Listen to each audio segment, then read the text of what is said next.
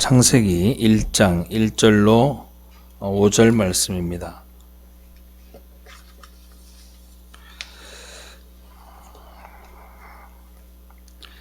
구약성경 창세기 1장 1절로 5절 말씀입니다. 제가 한 절, 여러분들 한 절 교독하겠습니다. 태초에 하나님이 천지를 창조하시니라.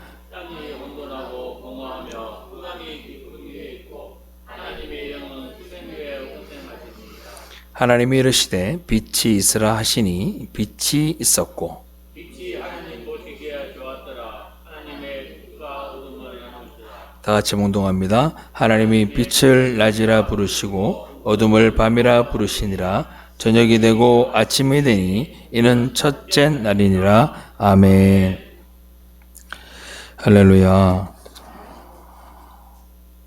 우리는 지난주에 하나님께서 시간이 창조되기 전인 영원 속에서 어떤 목적을 가지시고 레시트, 태초의 베레시트, 그 태초 안에서 시간을 창조하시고 그 시간과 함께 물질이 창조되었고, 시간이라고 하는 것은 물질의 존재 방식이라는 것을 여러분들에게 말씀을 드렸습니다. 그리고 시간이 사라지게 될 때를 인간에게 비추어 볼 때 그것을 우리는 죽음이라고 한다라고 말씀을 드렸고, 그때 사람의 영혼은 영혼 속으로 들어가게 되는데 그 영혼이 기거할 곳이 바로 하나님의 나라다, 그렇게 말씀을 드렸습니다. 그래서 제가 지난주에 뭐라고 말씀을 드렸냐 하면, 매일매일 우리는 영혼을 준비하는 마음으로 하루하루를 살아갔으면 좋겠습니다 라고 여러분들에게 말씀을 드렸어요. 매일매일을 하나님 나라에 가는 그 과정, 프로세스라고 생각을 하고 우리가 이 삶을 살면 지금의 고난들이 우리가 느끼는 고난이 아니라 그쳐 지나가는 과정일 뿐인 겁니다. 제가 지난주 말씀을 증거하고 그런 생각을 해봤어요. 이런 뜨거운 여름이 벌써 열대야가 며칠째인지 모릅니다. 8월 중순까지도 계속해서 열대야가 지속이 될 거고, 밤에도 저녁에 26도 이상이 되는 그런 뜨거운 날들이 진행이 될 텐데, 그럼에도 불구하고 이 더위를 못 참아서 자살하는 사람은 없습니다. 이 더위를 못 참아서 그만 살고 싶다고 이야기하는 사람은 없어요. 왠지 아세요? 모든 한국 사람은 정확하게 알고 있습니다. 반드시 몇 개월 뒤에 찬바람이 불고 눈이 내릴 걸 우리는 알고 있기 때문에 우리는 뛰어내리거나 자살을 하거나 모든 걸 포기하지 않습니다. 성도의 삶도 마찬가지입니다. 이 땅을 살아가는 삶들을 한번 바라보세요. 하나님의 말씀이 우리에게 때로는 허들이 되어서 넘기 힘든 장애가 되기도 하고, 예수를 믿는 신앙의 양심이 오히려 세상 가운데 살아가는 많은 어려움을 낳기도 합니다. 그럼에도 불구하고 우리가 주일이면 이렇게 모여서 하나님 앞에 예배를 드리고, 또 주일날 교회 올 때에 자기가 벌어들인 수익의 일부를 하나님 앞에 드리고, 시간으로 봉사를 하고 또 땀 흘려 수고하는 성도들도 있습니다. 그 모든 것들을 우리가 감당할 수 있는 것은 이 평생의 시간 80이면 혹은 또 100이면 그 100년의 시간 동안 우리는 이 시간이 언젠가는 끝날 것을 우리가 알고 있기 때문에 감내하고 있는 것으로 믿습니다. 여러분들에게도 그런 확신의 믿음이 있기를 주님의 이름으로 축원합니다. 그렇다면 영혼을 준비하신 그 하나님에 대해서 우리는 더 명확하게 알아야 합니다.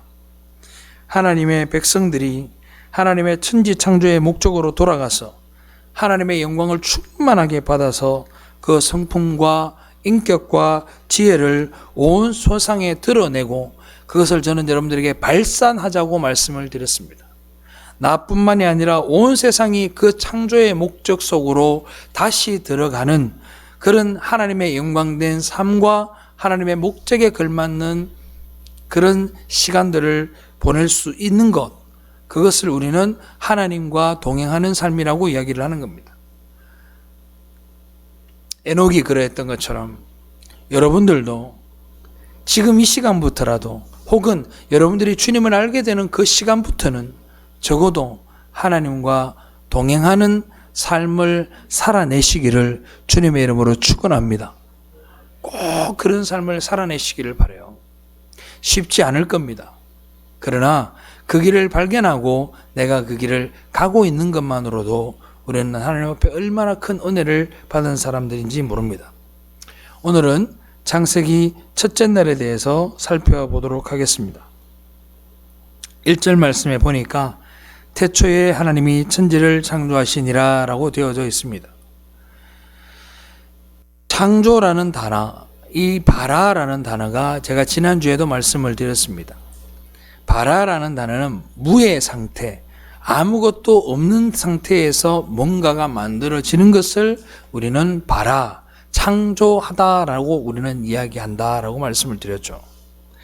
그런데 이 창세기 1장 1절을 어떤 사람들은 이렇게 이야기하기도 합니다.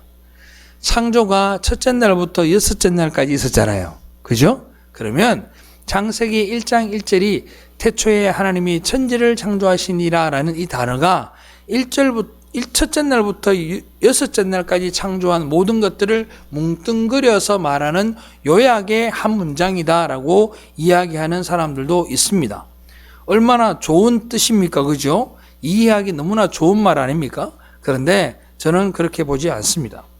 왜냐하면 창세기 1장 1절의 창조는 창조의 첫째 날 첫 사역을 설명한 것으로 보이는데 1절에 나오는 천지는 천지 만물을 이야기하는 게 아닙니다. 천지는 천지이지 천지 만물이 아니라고요.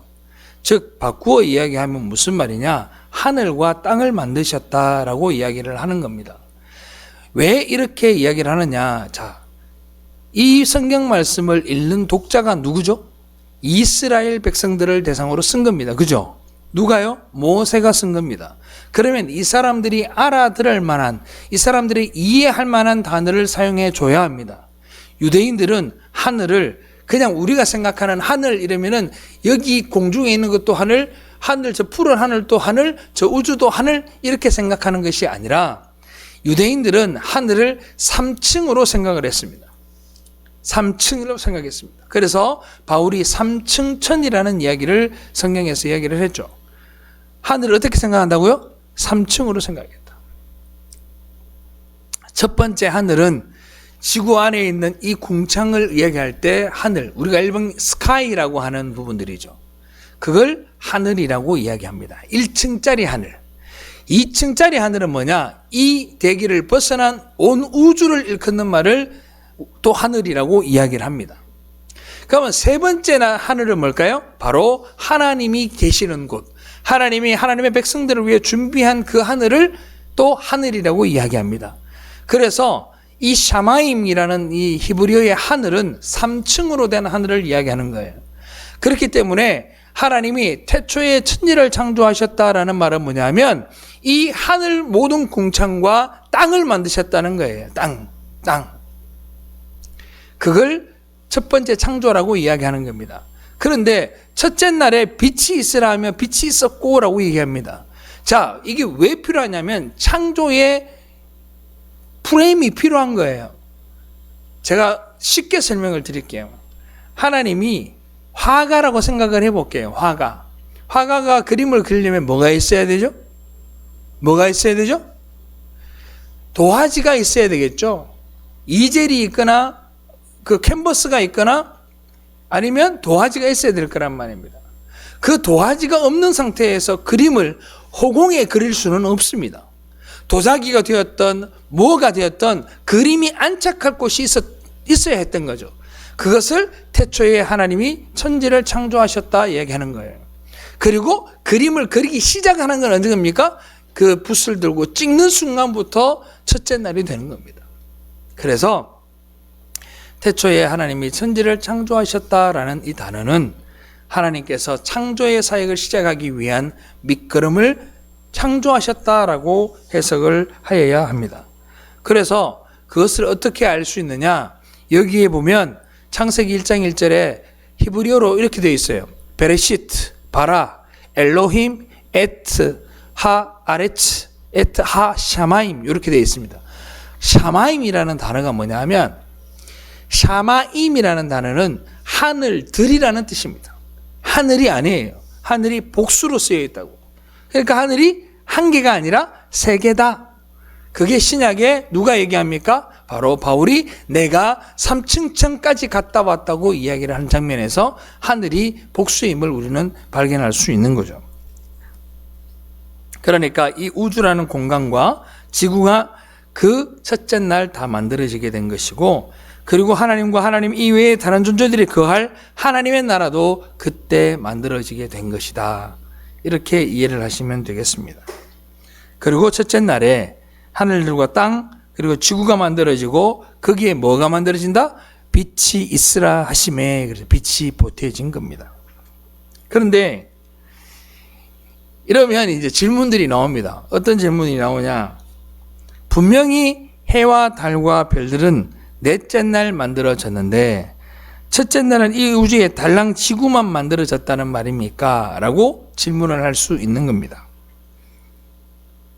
그렇지 않아요? 아무 생각이 없으세요? 말이 안 되잖아요. 논리적으로 한번 생각해 봐요. 하나님이 지금 내가 뭐라고 그랬어요? 하늘들을 만들고 땅을 만드셨대요. 이해되셨어요? 그런데 거기 빛이 있었어요? 없었어요? 빛이 없었잖아요. 해, 달, 별들이 넷째 날 만들어졌잖아요. 에? 해, 달, 별은 넷째 날 만들어졌단 말이야. 그러면 이 말씀대로 내가 이야기하면 어떻게 돼요? 지구는 먼저 만들어졌는데 그 지구에 맞춰서 해, 달, 별이 만들어졌다고 설명이 되는 거잖아요. 과학적으로 이야기하면 설명이 돼요? 안 돼요? 안 되잖아요. 그러면 바꿔서 얘기해 볼까요? 그러면 하나님이 이야기한 것이 아니라 과학이 이야기한 것으로 이야기해서 빅뱅이 일어나서 막 이렇게 이루어진 것을 이야기한다고 한다면 그건 과학적으로 맞나요? 그건 과학적으로 증명이 안 돼요. 제가 창세기를 처음 할 때 얘기를 드렸어요. 창조론이든 진화론이든 말 그대로 론이다, 썰이다, 자기의 주장일 뿐이지 그것이 증명되어지지 않는다라고 말씀을 드렸어요. 이런 일이 어떻게 가능할까? 따라합시다. 하나님이니까 가능하다.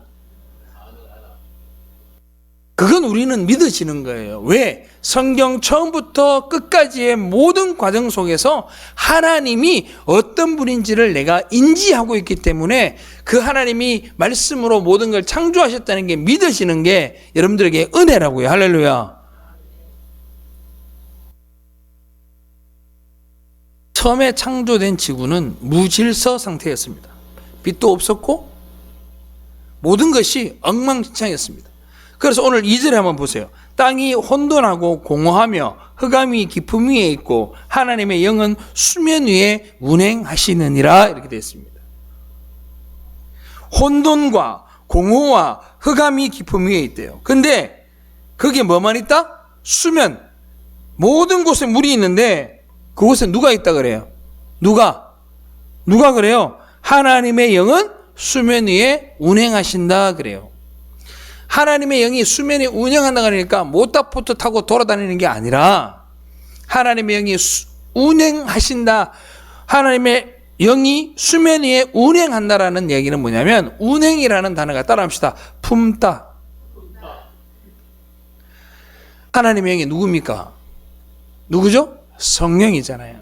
성령이 이 하나님의 지으시고자 하는 이 땅을 뭐 한다고요? 품고 계시는 거예요. 그래서 운행하다라는 단어는 병아리를 품듯이 마치 닭이 병아리를 품듯이 이것을 품는 것을 운행한다라고 얘기를 합니다. 성령께서 그 혼돈하고 공허한 흑암뿐인 세상을 질서와 풍요와 빛의 세상으로 만들기 위해서 모든 것들을 품어 안고 계신 모습인 거예요.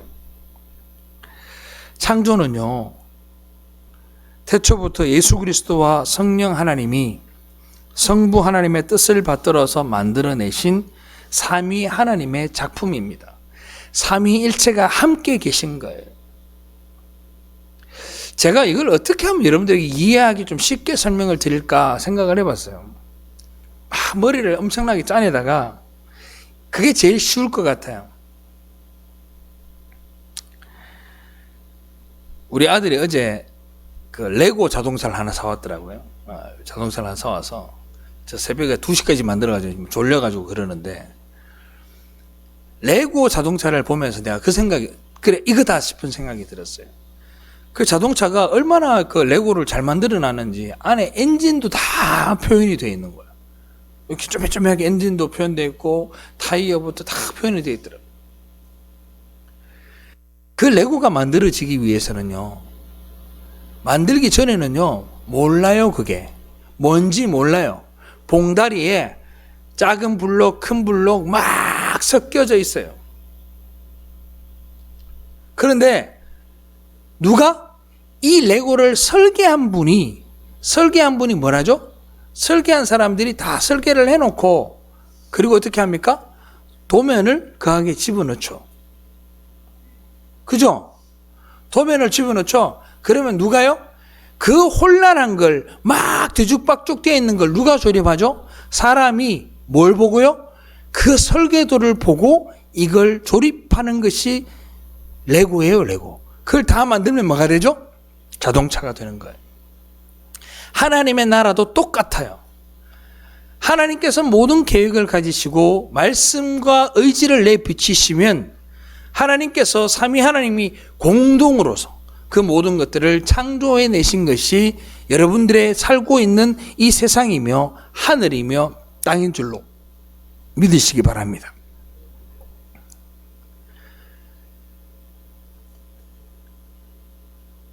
예레미야서에 보니까 4장 23절에 보니까 보라 내가 땅을 본즉 혼돈하고 공허하며 하늘에는 빛이 없다 이렇게 얘기합니다. 이 상태가 언제? 창조되기 전의 모습이라 그랬죠. 자, 여기서 여러분들이 잘 기억하셔야 될 게, 여러분들은 하나님께 선택받아서 예수 믿는 사람들이죠. 맞으면 아멘. 자신이 없어요? 여러분들은 예수 믿는 사람들이죠. 여러분들은 지금부터 새 창조의 대상이 되는 거예요. 여러분들이 예수 만나기 전에 삶이 어땠느냐? 혼돈하고 공허하고 흑암 위에 있는 거예요. 내가 예수를 만나기 전에 내 삶은 어떤 삶이냐? 혼돈하고 공허하고 흑암 가운데 있는 거예요. 거기에는 절대로 한 가닥의 희망도 없고 여러분들은 그곳에서 헤어날 방법이 없었습니다. 그런데 하나님이 빛이 있으라함에 빛이 있었고, 하나님이 6일 동안 그 모든 만물을 창조하신 것처럼 여러분들 마음속에 하나님의 성령의 빛이 비추어짐으로 말미암아서 여러분들이 예수 그리스도를 통해 말씀을 깨닫게 되고 하나님을 만나게 되므로 여러분들이 뭘 바라보게 되는 거예요?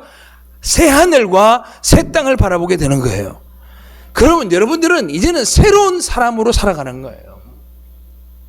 그러니까 그 삶을 살아가는 사람들의 생각과 마음가짐은 혼돈과 공허와 흑암 가운데 있는 그런 사람들의 마음이 아니라는 이야기예요. 할렐루야.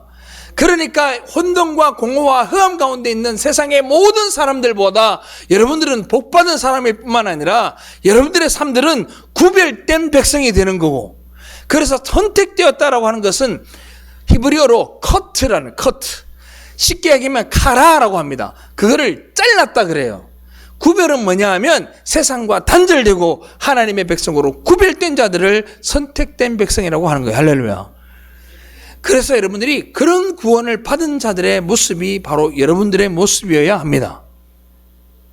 지금 당장 그것이 완성되지 않는다 하더라도 우리는 변화되어가는 삶으로 걸어가야 돼요. 할렐루야. 거꾸로 돌아가면 안 돼요. 예수를 믿고 그 하나님이 내 아버지가 되고 그 하나님이 나를 구원하여 주신 것이 내 마음에 믿어지면 그 하나님으로 향하는 시선이 고정되어져야 돼요. 때로는 뭘 할 수 있어도 곁눈질하여도 내 고개는 주를 향해 고개를 돌려야 되는 겁니다.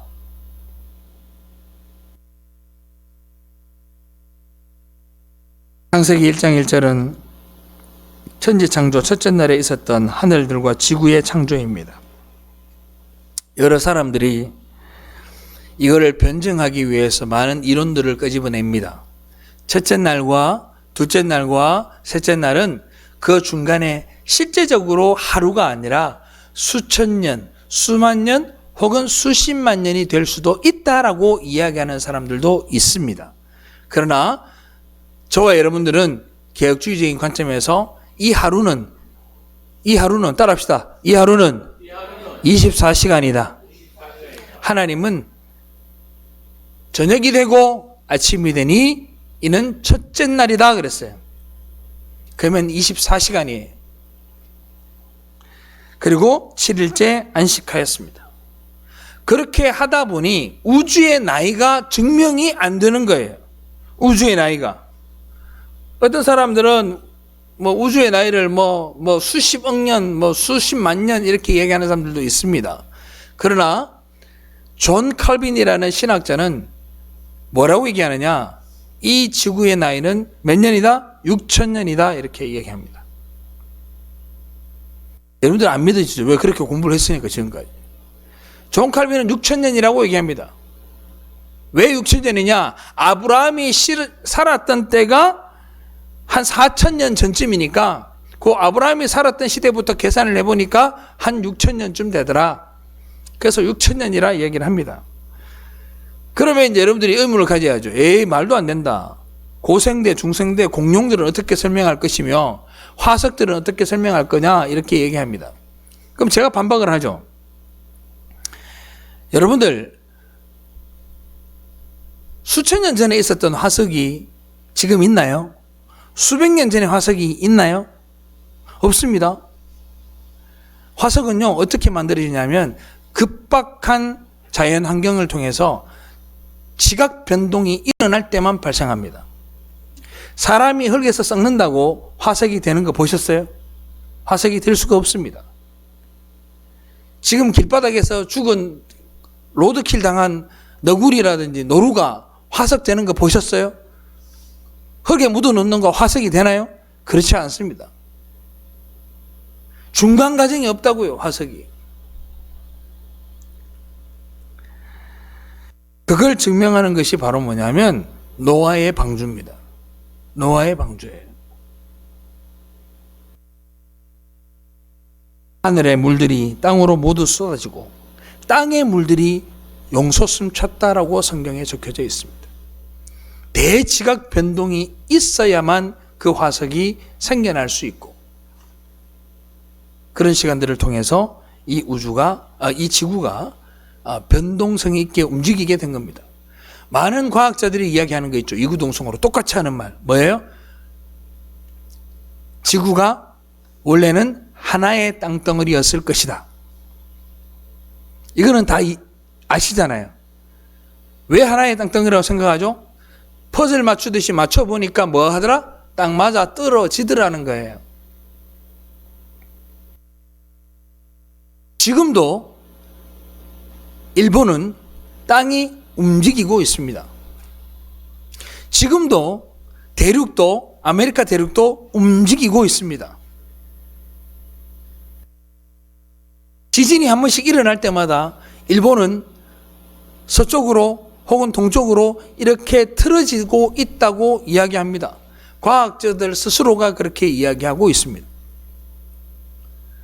아무튼 우리는 하루 24시간을 하루라고 생각을 하고 이 창세기를 한번 살펴보도록 할게요.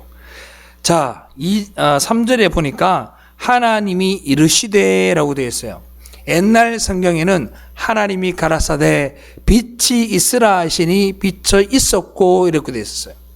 옛날 성경에는 가라사대라고 되어 있어요. 근데 지금은 뭐야? 이르시되라고 되어 있어요.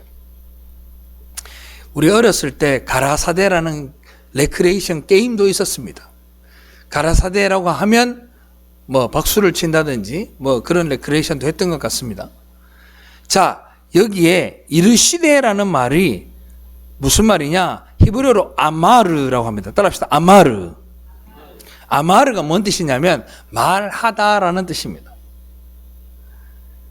영어로는 said라고 돼요. God said. God said 그래요. 하나님이 말씀하셨습니다. 빛이 있어라 하니 빛이 있었고 라고 얘기합니다. 그런데 이 아마르를 우리는 말하다라고 생각하면 여러분들은 어떻게 생각해요? 사람이 있는데 요 구강 구조가 있고 코로 호흡을 들이마시고 입으로 소리를 내어서 어떤 의미를 전달하는 것을 말한다라고 생각을 하잖아요. 그럼 여기서 질문 하나. 하나님은 입이 있을까요? 없을까요? 권사님, 하나님은 입이 있을까요? 없을까요? 입이 한 개일까요? 두 개일까요? 아니면 한 100만 개쯤 있을까요? 하나님은 영이시니 그랬으니 형상은 없을 거란 말입니다. 그죠? 그러면 하나님의 이 말씀이 의미하는 바가 뭐냐는 거예요. 하나님의 이 말씀이 의미하는 바가 뭘까요? 빛이 있어라 이렇게 했을까요? 아니면 뭐라고 했을까요? 뭐라고 했을까요? 이 말씀에 의미하는 바를 우리가 잘 알아야 됩니다. 우리는 자꾸 우리가 생각하는 개념 속에다가 하나님을 가두어 놓으려고 해요. 하나님은, 따라합시다. 하나님은 하나님이시다. 여러분들의 이해의 범주에서 하나님을 이해하는 것이 아니라 하나님이 여러분들에게 주지시켜 주는 대로 하나님을 믿게 되기를 주님의 이름으로 축원합니다. 그게 은혜예요, 그게. 그런데 이 아마르라는 단어가 창세기 1장에서 몇 번이 나오느냐? 9번 나옵니다. 9번. 몇 번 나온다고요? 9번 나와요. 그런데 더 재밌는 건 뭐냐면 창세기에서 하나님이 말씀으로 이 천지 만물을 만들었다라는 말이 한 줄도 없어요. 웃기지 않아요? 하나님이 이르시되 빛이 있어라, 달이 있어라 이거는 있는데 결론에 나와야 될 거야. 하나님이 말씀으로 천지 만물을 다 만드셨느니라 이렇게 한 줄이 있으면 정말 좋을 텐데 그 말이 없어요. 이게 무슨 말이냐? 그러니까 여러분들은 사람 생각으로는 이 도저히 이해가 안 되는 거예요. 자, 봅시다. 무엇을 통해서 우리가 알 수 있느냐? 신약 성경 히브리서 11장 3절 다 같이 읽어봅시다. 시작. 믿음으로 모든 세계가 하나님의 말씀으로 지어준 줄을 우리가 아나니 보이는 것은 나타난 것으로 말미암아 된 것이 아니니라. 아멘. 보이는 것은 나타난 것으로 말미암아 된 게 무슨 말입니까? 원래 있던 거로부터 만들어진 게 아니라 하나님의 말씀으로 인해 만들어졌다. 할렐루야. 하나님의 말씀으로 만들어졌다라고 이야기를 하잖아요. 그런데 성경은 그 하나님의 말씀이 단순히 입으로 뱉어지는 말이 아니라고 얘기합니다. 뭐라고 얘기하느냐? 자, 요한복음 1장 1절로 3절. 자, 중요한 말씀이니까 같이 읽어봅시다. 시작. 태초에 말씀이 계시니라. 이 말씀이 하나님과 함께 계셨으니 이 말씀은 곧 하나님이시니라. 그가 태초에 하나님과 함께 계셨고 만물이 그로 말미암아 지은 바 되었으니 지은 것이 하나도 그가 없이는 된 것이 없느니라. 아멘. 말씀이 뭐라 그래요? 말씀이 누가 그래? 예수 그리스도가 말씀이래요. 예수 그리스도 태초에 말씀이 계셨는데 이 말씀이 하나님과 함께 계셨대. 그 말씀이 누구예요? 바로 예수 그리스도예요. 예수 그리스도. 자, 히브리서 1장 10절 시작. 또 주여 태초에 주께서 땅에 기초를 두셨으며 하늘도 주의 손으로 지으신 바라. 아멘. 하나님이 말씀하신 것이 어떤 육성이 아니라 그 말씀이라고 하는 것은 그냥 소리낸 의미 전달이 아니라 바로 예수 그리스도라고 성경이 이야기하고 있는 겁니다. 우리는 예수님이 창조한 거다, 예수님이 말씀하셨다, 이 말을 머릿속으로는 알고 있지만 정리가 잘 안 됩니다. 제가 정리를 시켜드릴 테니까 잘 한번 들어보시기 바랍니다. 자, 아까도 제가 말씀을 드렸다시피 하나님은 영이시기 때문에 형체가 없으신 분이에요. 그렇기 때문에 우리 인간의 언어를 사용해서 그분의 입이 있다 없다를 말할 수는 없습니다. 그러니까 하나님의 말씀이 어디서 나오는 거냐라는 질문 자체가 말이 안 되는 질문이다. 그런데 우리가 인지할 수 있는 건 말과 말씀이라는 사전적 의미를 가지고 그걸 해석할 수밖에 없는 거죠. 그래서 하나님이 우리의 수준까지 하나님이 내려오셔서 우리가 이해하게끔 해주신 것이 바로 하나님의 말씀이고, 그것을 태초에 말씀이 계시니라 라고 얘기하고 있는 거예요. 근데 그 태초에 말씀이 계시니라는 의미가 뭐냐면, 말은요, 자 봅시다. 날 좀 보세요. 이해하고 갑시다. 말을 할 때, 여러분들 말을 할 때 있잖아요, 아무 생각 없이 말하는 사람도 있잖아요. 그죠? 저는 진짜 생각 없이 이렇게 말을 하노, 이런 말 하죠. 정말 생각이 없을까요? 아닌 거죠. 그 사람은요, 생각이 너무 빨라서 이야기가 나오는 겁니다. 자, 사람들은 말을 할 때 거기에 그 말 속에 뭐를 담죠? 자기가 하고자 하는 의지와 계획과 뜻을 담아서 말을 합니다. 맞습니까? 맞나요? 그런 거 없이 말하는 사람은 없어요. 모든 사람은 그 말하는 데에 자기가 생각하는 뜻을 전달하고 계획을 전달하고 의지를 담아서 말을 합니다. 즉 하나님께서 말씀하셨다, 아마르, 말씀하셨다라는 뜻은 뭐냐면 하나님께서 계획과 의지를 실행하셨다라고 이해를 하시는 게 맞습니다. 하나님이 말씀하셨다, 이르셨다라는 말을 모세가 표현을 한 것이고, 하나님은 어떻게 그 말씀을 하나님의 의지로 이 모든 것들을 창조하시고 하나님의 의지로 이 모든 것들을 만드셨다라는 것을 우리에게 알려주는 거예요. 할렐루야. 그러니까 그 말씀이 삼위일체 하나님이신 예수 그리스도와 성령이 함께 이 모든 천지 만물을 만드신 과정이라는 것을 우리에게 신약이 설명해 주는 거예요. 얼마나 어려운 이야기예요, 이게. 그런데 그 전지전능하신 하나님께서 계획과 의지를 갖추시고 성취하신 것이 이 천지 만물이라는 것을 여러분들이 인지하고 믿게 되면 우리의 앞으로의 모든 삶들에 대해서는 걱정할 염려가 없어요. 그래서 제가 여러분들에게 좀 어려운 이야기를 하잖아요. 무슨 이야기를 했냐면 이 이야기를 말씀을 드렸어요. 예수를 믿고 나면, 예수를 알고 나면 우리는 어떻게 살까에 대한 고민을 하지 않는다 말씀을 드렸어요. 이해 들으셨죠? 기억나십니까? 예수를 믿는 사람은요, 하나님을 만난 사람은요, 이 땅을 어떻게 살아낼까의 고민을 안 할 수는 없겠지만 그 고민이 내 삶의 중심은 아니라는 얘기예요. 아멘입니까?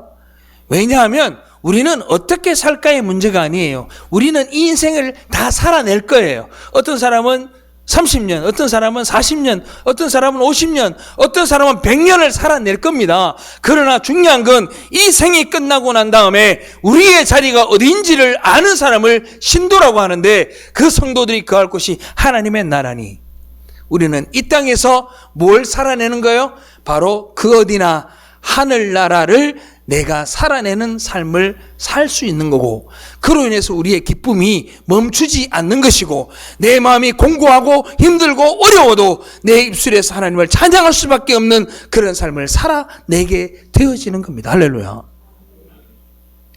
그런데 이 원리를 모르다 보니 예수를 믿으러 와서 교회에 와서 무슨 걱정을 해요? 내가 하나님 이 땅에서 어떻게 살아야 됩니까에 대한 고민을 하는 거예요.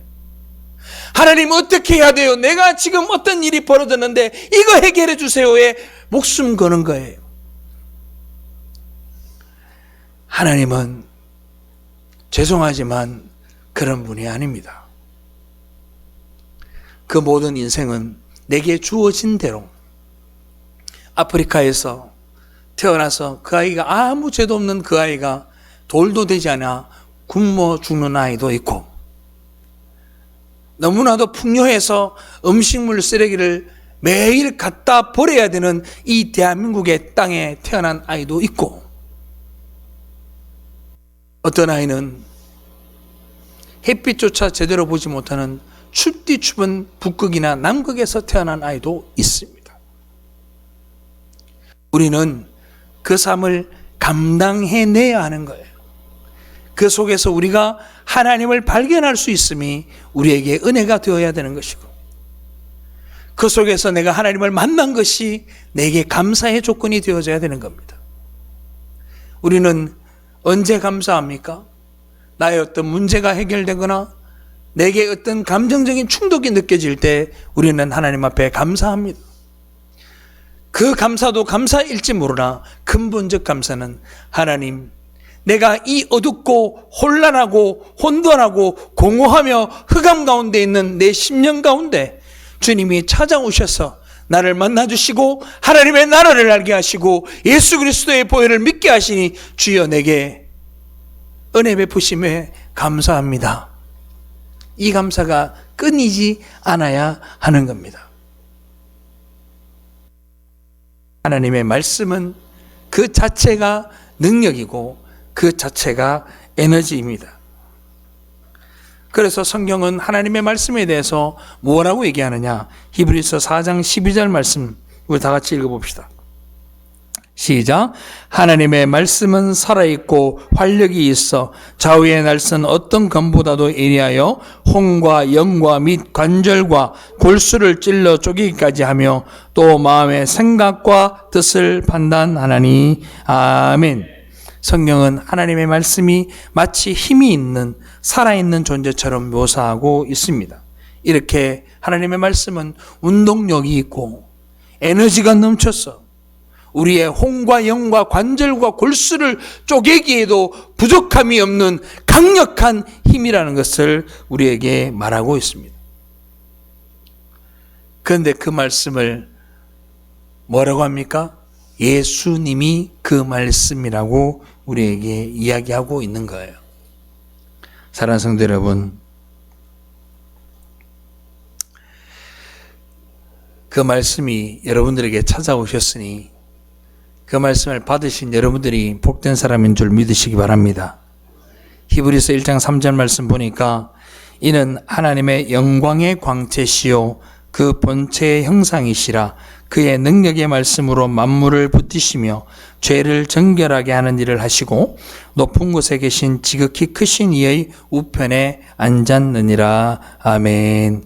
여기에서 본체라고 번역이 된 헬라어 히포스타시스라는 단어는 실제라는 말과 동일한 말입니다.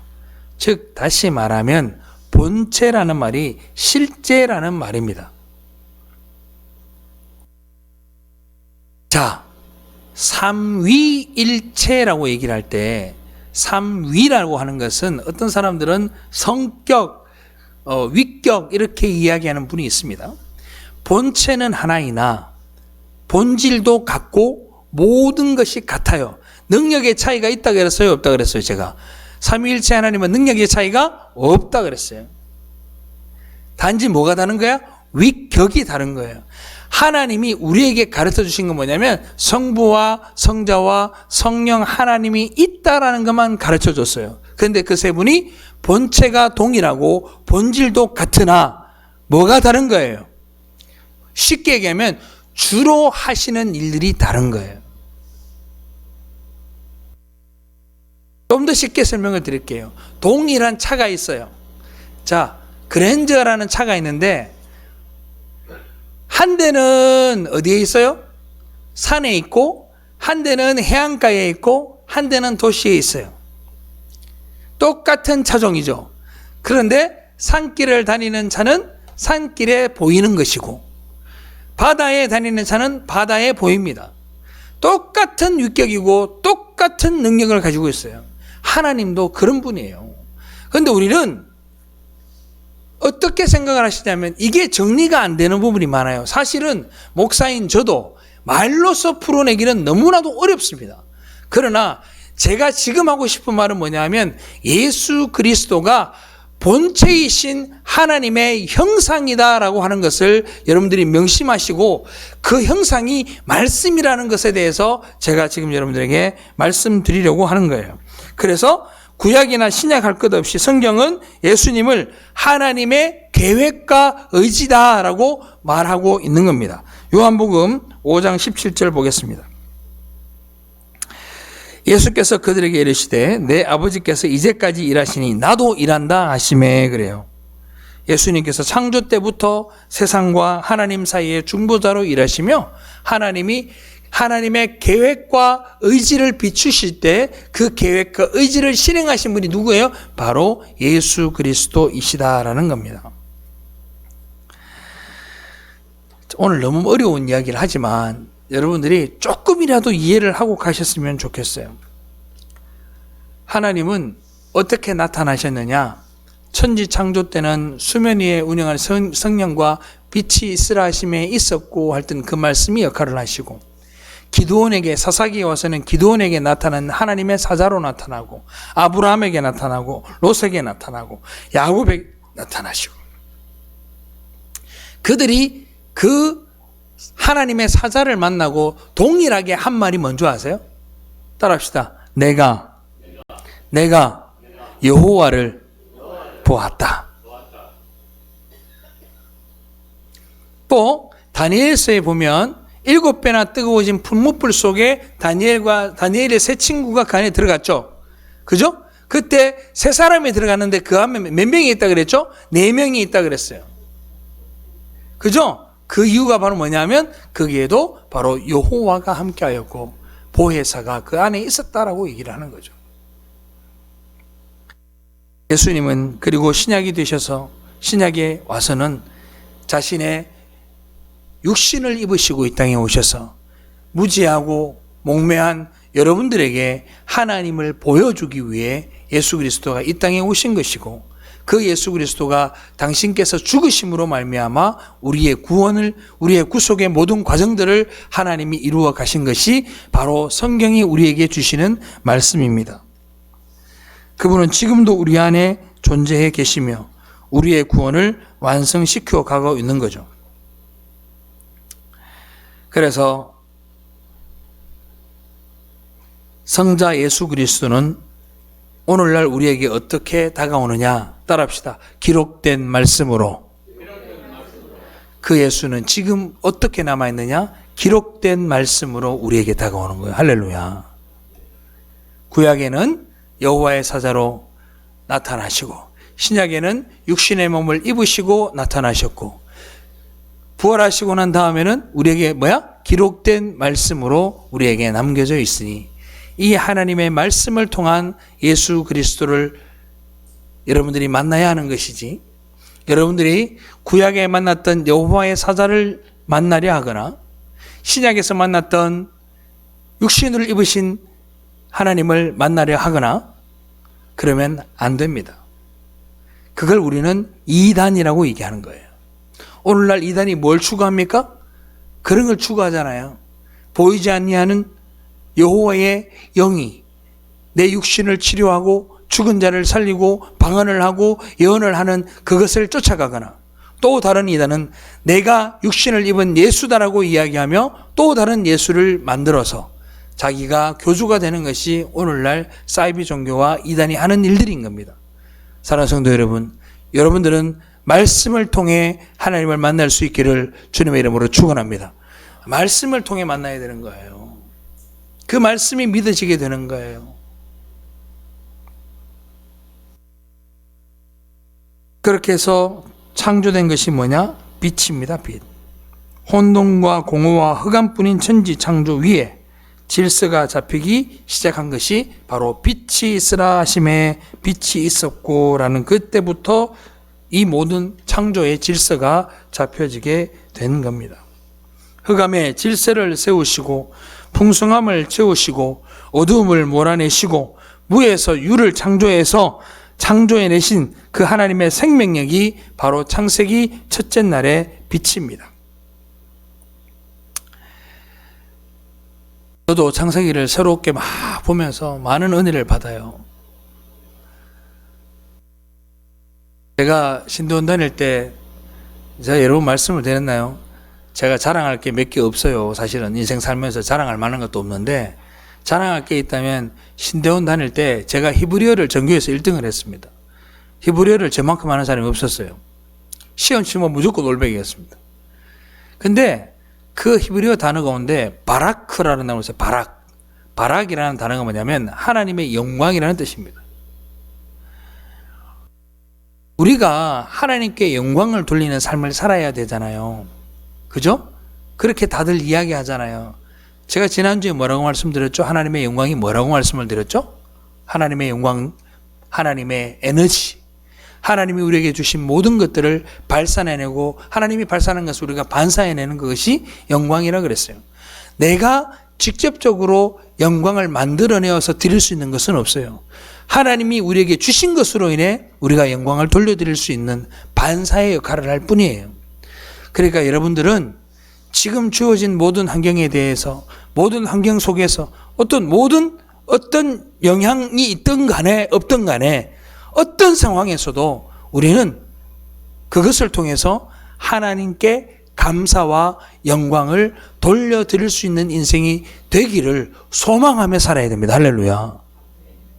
내가 의지적으로 드리는 게 아니에요. 여러분들이 무엇으로 하나님 앞에 영광을 돌려드리겠어요? 기껏 해봐야 내 주위에 있는 것, 아니면 내가 하나님이 내게 존재라는 이 목숨, 이 생명을 주심으로 인해서 얻은 것들을 통해서 그 얻은 것들로 하나님 앞에 영광을 돌려드린다고 하는데, 그 영광을 돌려드리는 것도 어때요? 얼마나 감사해요. 내 거 더 많이, 하나님 거 요만큼 이렇게 드린단 말이에요. 그게 인간의 모습이에요. 그런데 적어도 우리 마음만은 어떻게 해야 된다고? 모든 것이 주님의 것임을 감사하고 살아가는 성도, 그걸 우리는 성도라고 하는 거예요. 그러한 영광이 여러분들 마음에 있기를 바랍니다. 신약에서는 그 하나님의 영광스러운 새 창조가 어디서부터 출발하냐 하면 예수 그리스도, 바로 하나님의 영광의 빛으로부터 출발한다고 이야기를 합니다.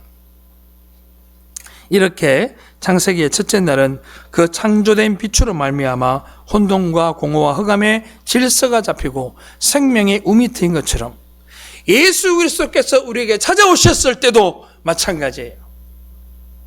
혼돈과 공허와 흑암이 내 마음속에 꽉 있어서 무엇을 해야 할지 모르겠고 어디로 가야 할지 모르겠고 내 인생이 어떤 인생인지 알지 못하고 막막하고 진짜 어떤 삶을 살아야 될지 모르는 우리에게 주님이 찾아오셔서 명쾌하게 빛을 주시는 거예요.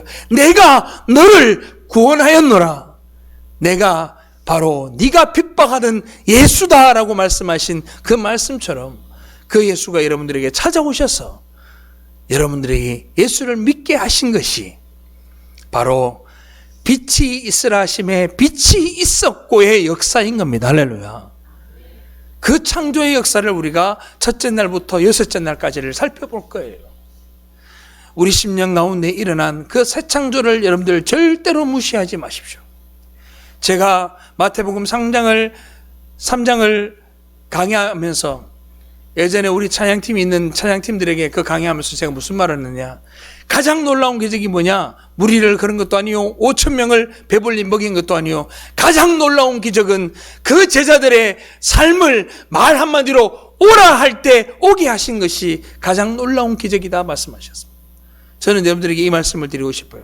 세상에 가장 놀라운 기적이 뭐냐 하면, 혹시나 여러분들에게 누가 묻거든 예수가 하신 기적 중에 가장 놀라운 기적이 뭐냐 하거든, 내가 예수를 알게 되고 예수를 믿게 된 것이 그 어떤 기적보다도 놀라운 기적이라고 여러분들이 설명할 수 있게 되기를 바랍니다. 그게 우리의 신앙의 고백이 되어지고 이 천지창조를 통해서 내 안에서 일어난 창조의 역사를 여러분들도 발견하게 되기를 주님의 이름으로 축원합니다. 그걸 발견하게 된 사람은요, 지금처럼 살지 않습니다. 아니, 지금처럼 살게 두지 않습니다. 우리는 눈을 들어 그 빛을 바라보고 창조주 하나님, 새 창조를 이루어 가시는 그 모든 일들에 대해서 우리가 감사와 영광과 찬양을 돌릴 수밖에 없습니다. 사랑하는 성도 여러분, 그렇게 여러분들은 새롭게 창조된 하나님의 백성들입니다. 그만큼 여러분들이 존귀한 사람들입니다. 그러면 여러분들 하나님의 택함을 받고 그렇게 구원받은 사람들이라면 그 품격에 맞는 삶들을 살아내실 수 있기를 주님의 이름으로 축원합니다. 기도하겠습니다.